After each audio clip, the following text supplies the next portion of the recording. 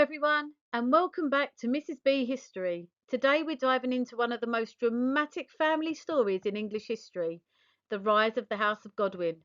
This is absolutely essential for understanding the events of 1066.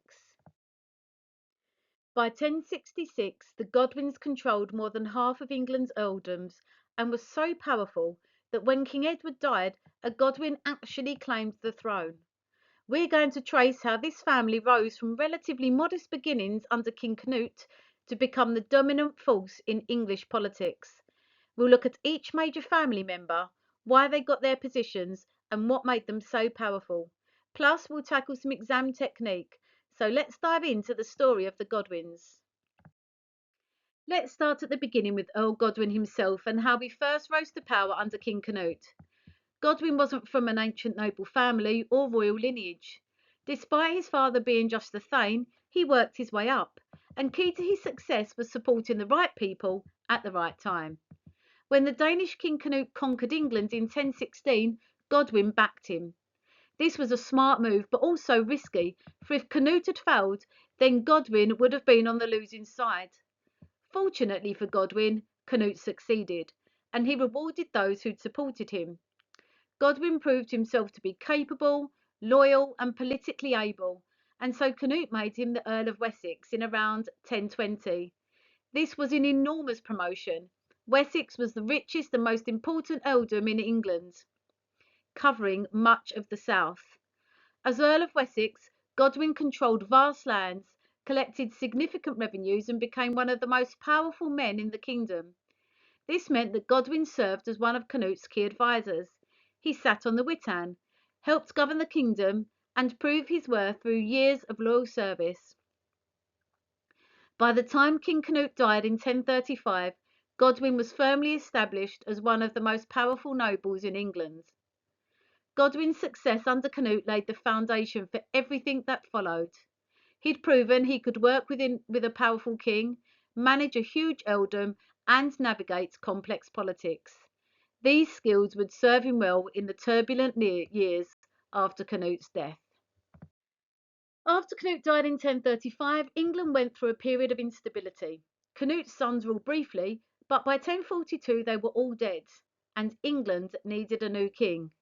This is where Godwin played a crucial role.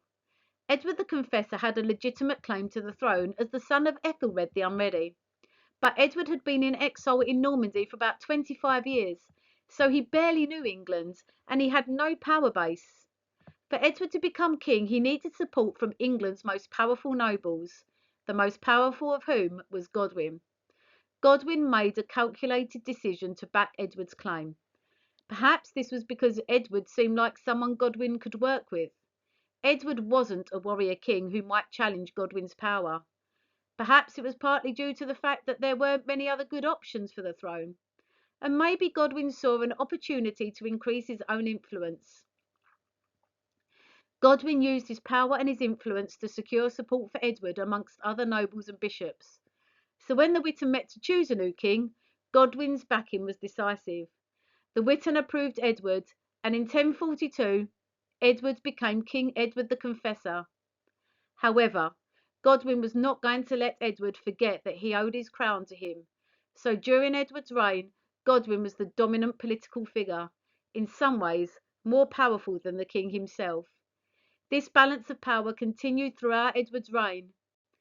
Though Edward was king, it was really Godwin and his family who ran things. To cement the alliance between the king and the Godwin family, Edward married Godwin's daughter Edith in 1045. This was a purely political marriage. Edward needed Godwin's continued support, so marrying into the Godwin family was the price. For Godwin, having his daughter as queen was an enormous boost to the family's status and power. Any children would be Godwin's grandchildren, potentially future kings or queens. Edith was educated and capable, well versed in literature and learning. As queen, she had her own lands and income, maintained a household, and had some influence at court. However, the marriage was apparently neither happy nor close. Edward and Edith had no children, which created problems. Some sources suggest that Edward may have taken a vow of chastity for religious reasons. essentially refusing to consummate their marriage. Others suggest they simply weren't compatible. Whatever the reason, the lack of children meant Edward had no direct heir, which would become crucial in 1066. The marriage politically tied Edward to the Godwin family for his entire reign. Even when Edward tried to break free from Godwin's influence, as he did briefly in 1051 when he exiled Godwin, he could not escape the connection. When Godwin returned in 1052, Edith was restored as queen, reinforcing the bond. In April 1053, Earl Godwin died suddenly, reportedly suffering a stroke during a feast with the king at Winchester. Instead of reducing the family's power, it actually increased it. His power was now redistributed amongst his sons, and in some ways, the sons were even more effective than their father had been. The immediate impact was that Harold Godwinson, Godwin's eldest surviving son, became Earl of Wessex, seamlessly stepping into his father's role as the most powerful earl in England and Edward's chief advisor. If anything, Harold was more capable than his father. He was an effective military commander, a skilled politician, and a shrewd manager. Godwin's death also led to the advancement of his other sons, so that they had increasing control in England. Rather than becoming more independent, Edward found himself just as dependent on Harold as he had been on Godwin. Harold was too powerful, capable, and too entrenched in the governance of England for Edward to sideline him. This smooth transition of power highlighted the network of support they had built up, the vast resources they controlled, and how indispensable they were in governing England. Before becoming Earl of Wessex, Harold had already been in East Anglia since around 1045, so he had experience of governing a major earldom.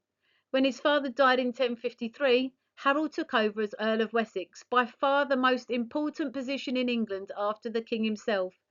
As Earl of Wessex, Harold controlled the rich earldom in England, encompassing much of the south. This gave him enormous wealth from taxes, rents, and agricultural production. With wealth came military power. Harold could maintain a large force of housecarls, which were professional warriors, and summon substantial contingents from the fjord when needed. He was able to do this because of his marriage to Edith the Fair around 1045. She was from a powerful East Anglian family, and this marriage gave Harold important connections and legitimacy in that region. They had several children together, which created a new generation of Godwin descendants. Another reason was Harold's military skill. Harold proved himself repeatedly as a military commander. In 1063, he led a successful campaign in Wales, defeating the Welsh prince and bringing Wales under English control. This ability to win military victories was crucial for maintaining order and defending England. Thirdly, throughout the 1050s and early 1060s, there was concern about invasion from Norway. Harold's military capabilities and his control of southern England made him essential for the kingdom's defence. Harold was also very competent. He managed his earldom well, proved himself capable in politics, and could handle complex problems. Edward increasingly relied on Harold to actually run the country while he focused on religious matters. By the early 1060s, Harold was the most powerful man in England after the king, and arguably as powerful or more powerful than Edward himself in practical terms. This set him up to claim the throne in January 1066 when Edward died. Tostig was also important, becoming Earl of Northumbria in 1055. Northumbria was the huge northern earldom covering what's now northern England. It was strategically crucial because it bordered Scotland and was the first line of defence against Scottish raids or invasions. Tostig was given Northumbria firstly due to the threat from Malcolm III of Scotland, who was aggressive and ambitious and launched raids into northern England. Edward and Harold needed someone capable in Northumbria who could defend against these incursions. Tostig, as a Godwin and Harold's brother, was seen as tough enough to handle this challenge. Secondly, Tostig was married to Judith of Flanders, daughter of Baldwin V of Flanders, in around 1051. He was one of the most powerful nobles in Europe. This meant the Godwin family had prestigious international connections and brought wealth and diplomatic advantages. Tostig was also rewarded for his family loyalty. By placing Tostig in Northumbria, the Godwin family extended its control further north. It was also a way to reward Tostig for supporting Harold and maintaining family unity. However, as we will look at in another video, Tostig's time in Northumbria didn't go smoothly. He was apparently a harsh ruler who imposed heavy taxes and severe punishments. As a result, the Northumbrian thanes grew increasingly resentful and rebelled against Tostig. This wasn't against Edward, they specifically wanted Tostig removed as their earl. This rebellion put Harold in an impossible position. Tostig was his brother, and the Godwin family wanted to keep Northumbria. But the rebellion had wide support, including for other earls like Edwin of Mercia. Harold had to choose between supporting his brother or maintaining peace in England. Harold chose peace and backed the Northumbrians' demand to replace Tostig with Morcar, Edwin of Mercia's brother. Tostig was forced into exile, bitter and furious with Harold for what he saw as betrayal, and led to his betrayal of Harold in 1066 with Harold Hardrada. Even Harold's younger brothers, Gurth and Leofwine, gained earldoms, showing the power of the Godwin family. Gurth Godwinson became Earl of the East Anglia around 1057, taking over the earldom that Harold had held before becoming Earl of Wessex. East Anglia was one of the richest agricultural regions in England, producing significant grain and wool.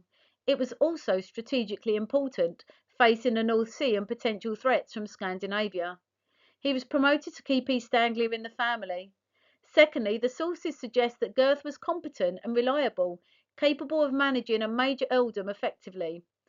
Also, East Anglia's coastline meant it needed a strong earl who could organise defences against potential Scandinavian raids or invasions.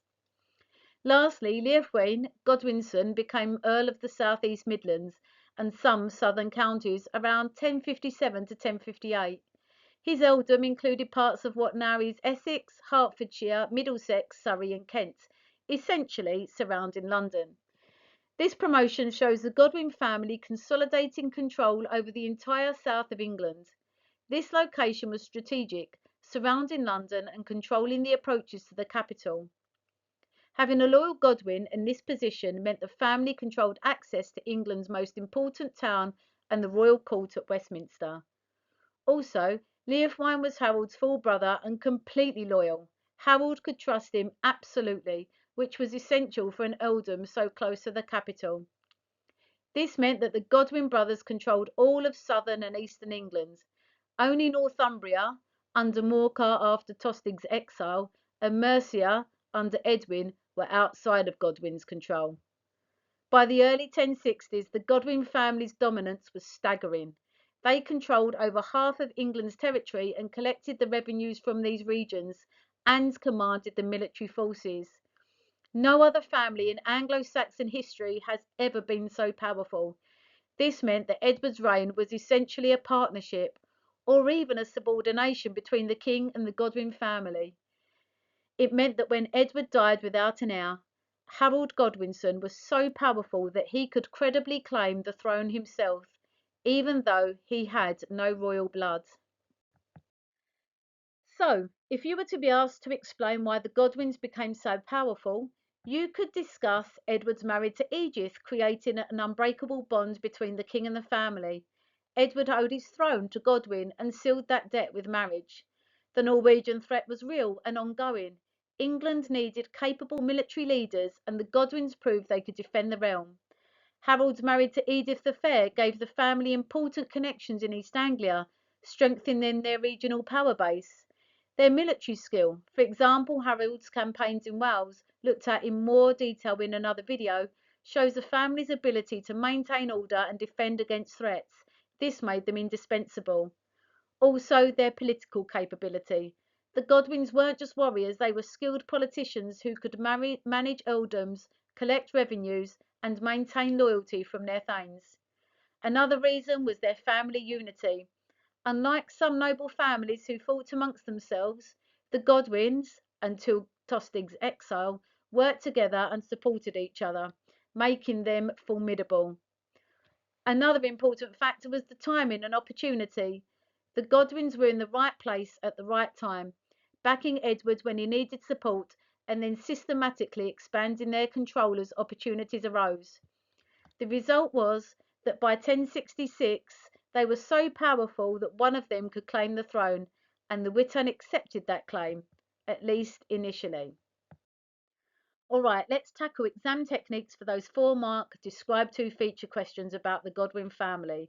You might see questions like describe 2 features of the power of the Godwin family, or describe 2 features of Earl Harold Godwinson's role in Edward the Confessor's reign. Remember the formula, identify a clear feature and then provide specific detailed evidence. It is 2 marks per feature. So for describe 2 features of the power of the Godwin family in Anglo-Saxon England, for one feature you could talk about the Godwin family and the multiple Englands they controlled and the impact that this had. For the second feature you could talk about their power being built on their military capability, maybe mentioning Harold's campaign in Wales. Make sure that the clear feature has specific examples.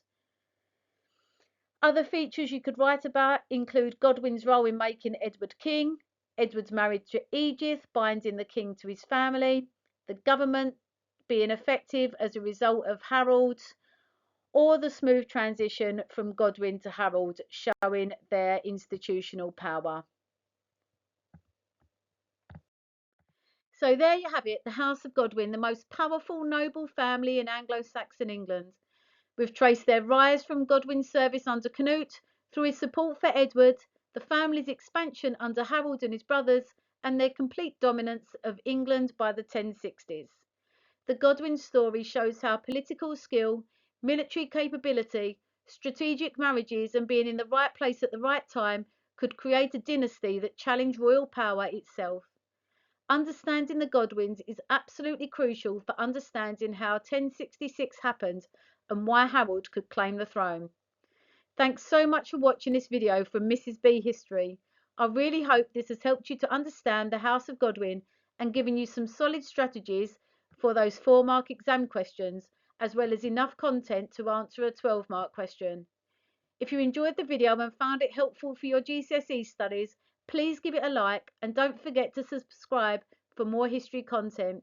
Hit that notification bell so you never miss a new video. Keep practicing those exam answers and I'll see you in the next video. Good luck with your studies.